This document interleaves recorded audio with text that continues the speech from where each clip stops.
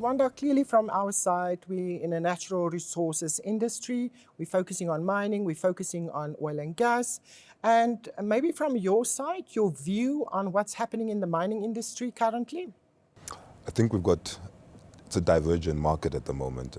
You've got some commodities which really have increased in price, naming point gold. On the other end of things, you look at things like diamonds, prices are under quite a lot of pressure. So it makes for interesting times.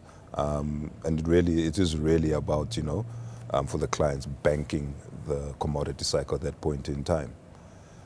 I don't know what your views are in terms of crystal ball 2020, where we're going to be.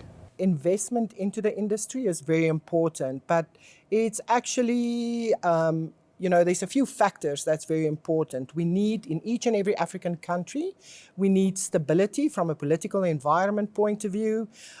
Clearly, commodity prices, should obviously play ball as well as part of the focus into the industry. And again, clear regulations from the various governments is very important for the industry. We've seen in South Africa as well with the mining charter, that's out there. Obviously in the process, it was tabled and was put out there. If we can have a successful implementation of that mining charter, it will go a long way in actually stabilizing the industry as well. The African countries, once again, each and every African country is going through a whole lot of elections. There's uncertainty on what's going to be the outcome of those elections. And that's going to play a very big role in which companies are going to invest to actually use, funds to increase CapEx spend, to explore, new areas, new commodities, etc. So it's very dependent on the regulatory stability in the countries. That's very interesting you say that. I mean, what I've found is, you look at labor here in South Africa. Thank goodness the gold strike at the protracted negotiations at Sibanye have come to an end. So I think as a gold industry, at least we've got that tick for the next 2-3 years. Platinum at the moment, they're in their current negotiations. But I think, I think level heads will prevail this time around, unlike the previous platinum challenges we had. So hopefully we'll see that ticked off quite quickly. But from your perspective, why is it different from a South Africa perspective to an Africa perspective, from a labor perspective? Because you tend to find that South Africa tends to have a more protracted labor situation as opposed to Africa. I do think South Africa was in the past so reliant on the precious metal industry. If you look at where, for example, all the platinum mines are really situated, on the eastern and western limb, in Rustenburg. If you look at, for example, again, the gold mines as well, they're all very close to each other.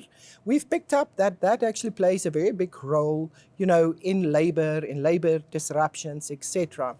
I'm mentioning that point. If you look at diamond companies as well, diamond companies, and this is clearly a personal opinion, they are all scattered, over South Africa.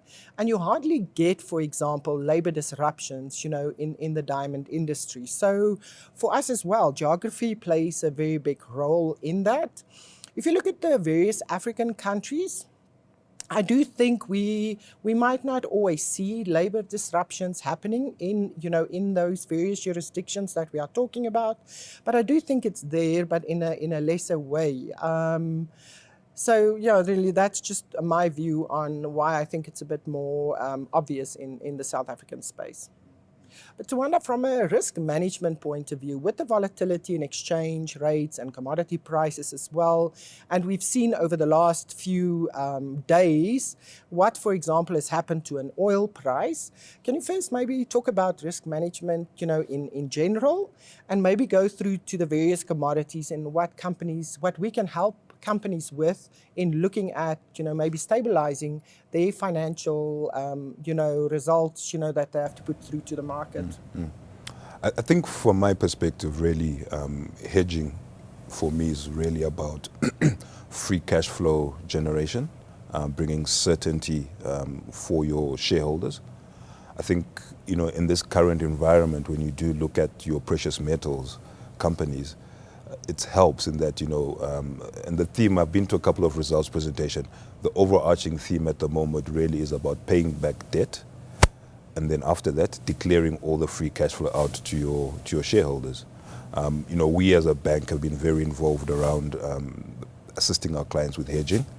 The current products out there, I think, takes many forms.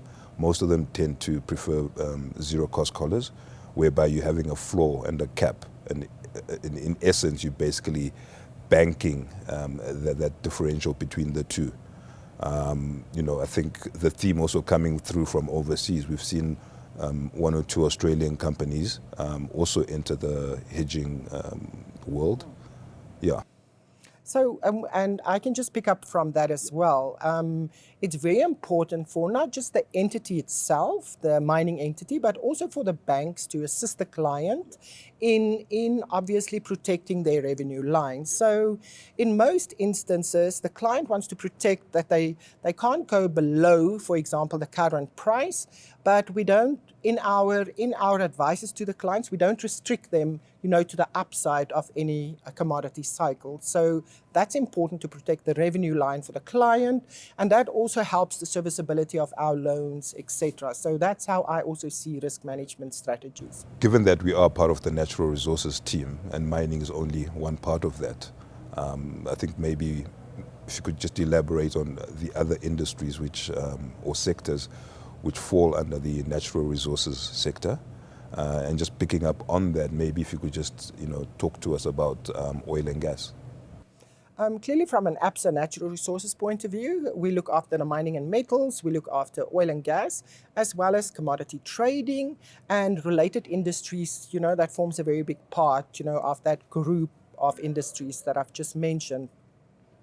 I think we would like to be supportive of all the clients, through the various cycles, and we're really talking about credit cycles, market cycles, commodity cycles, etc. And I think, one that we're getting more and more involved in is obviously the oil and gas sector.